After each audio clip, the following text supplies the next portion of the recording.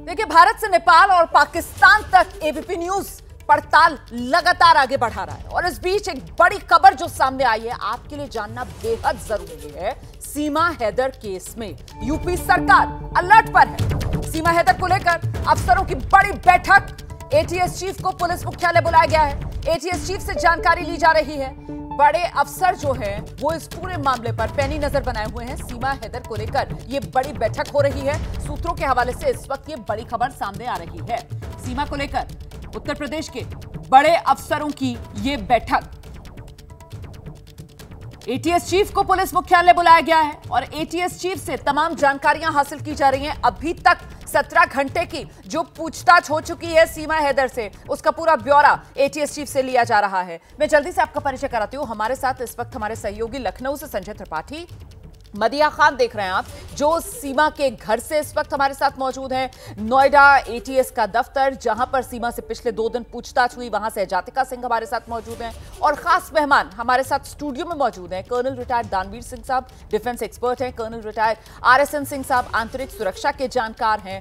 सबसे पहले मुझे लगता है हम लेकर चलते हैं आपको संजय त्रिपाठी के पास और जरा जानते हैं संजय त्रिपाठी से, पूरी तरीके से नजर बनाई जा रही है अब आला स्तर पर सीमा हैदर को लेकर। अभी तक जो कुछ जानकारियां जुटाई गई हैं एटीएस की तरफ से, उनका ब्यौरा एटीएस से मांगा जा रहा है यूपी के आला अफसरों की तरफ से। संजय जी बिल्कुल रोमाना, और जब से ये मामला चर्चा में आया है बेहद हाई प्रोफाइल हो चुका है। इसमें कई सारे खुलासे हो रहे हैं, कई सारी जानकारियां सामने आ रही हैं। ये भी आरोप लग रहा है कि सीमा पाकिस्तानी जासूस है। ऐसे में उससे लगातार पूछताछ भी यूपी एटीएस कर रही है।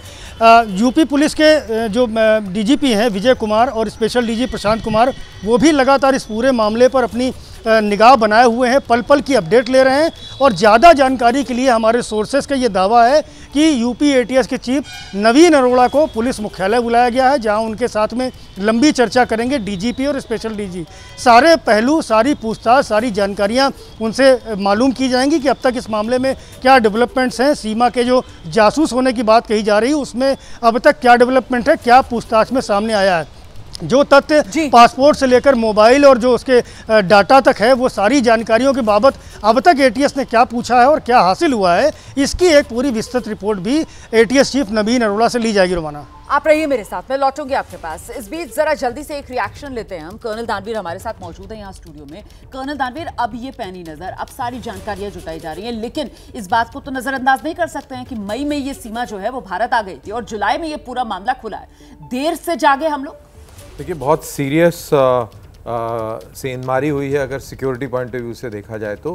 गैर कानूनी तरीके से, कितने सफाई से, कितने आराम से ये नेपाल के रास्ते हिंदुस्तान एक पाकिस्तानी सिटीज़न आता है और उत्तर प्रदेश के अंदर वो काफ़ी समय तक वो रहने के बाद उसका खुलासा इसलिए होता है क्योंकि वो कोर्ट में अपनी मैरिज रजिस्ट्रेशन करने जाते। अगर ना जाते और ऐसे ही रहते तो मेरे ख्याल से इसका खुलासा भी नहीं होता। तो ये एक बहुत सीरियस इशू है। और जहाँ तक हमारा इलेक्ट्रॉनिक सर्विलेंस का सवाल है, वो भी कहीं ना कहीं कमज़ोर नज़र आया, क्योंकि आपने गेमिंग ऐप के थ्रू कांटेक्ट करके, और इतना बड़ा प्लान अगर आप देखें तो ये एक प्लान है कि कैसे आप कराची से चले बच्चों को लेकर दुबई से काठमांडू से पोखरा और फिर दिल्ली। तो इतना बड़ा मूवमेंट हो गया, लॉजिस्टिक्स हैं इसमें, प्लानिंग है, ये सब आपने एक गेमिंग ऐप पे कर लिया और उससे पहले आप एक बार नेपाल में रह के रैकी भी कर आए।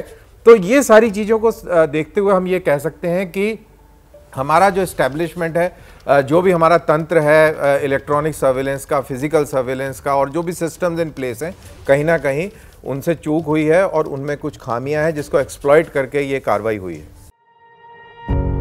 पत्रकारिता कोई इमोशन नहीं है, ना अपना कोई ज्ञान देना है और ना कोई विचार थोपना है। पत्रकारिता क्या है? पत्रकारिता का मतलब है सही जानकारी इकट्ठा करना और तथ्य बताना। पत्रकारिता आज जितने महत्वपूर्ण दौर में है, शायद पहले नहीं थी। इस दौर से निकलने के लिए सिर्फ सच दिखाने की जरूरत है, वो सच जो आपके हित को आगे रखे। इसलिए अब रात 9 बजे प्राइम टाइम नहीं होगा, ये आपका टाइम है। जगविंदर पटियाल के साथ देखिए पब्लिक इंटरेस्ट, सोमवार से शुक्रवार रात 9 बजे सिर्फ एबीपी न्यूज पर। एबीपी न्यूज आपको रखे आगे।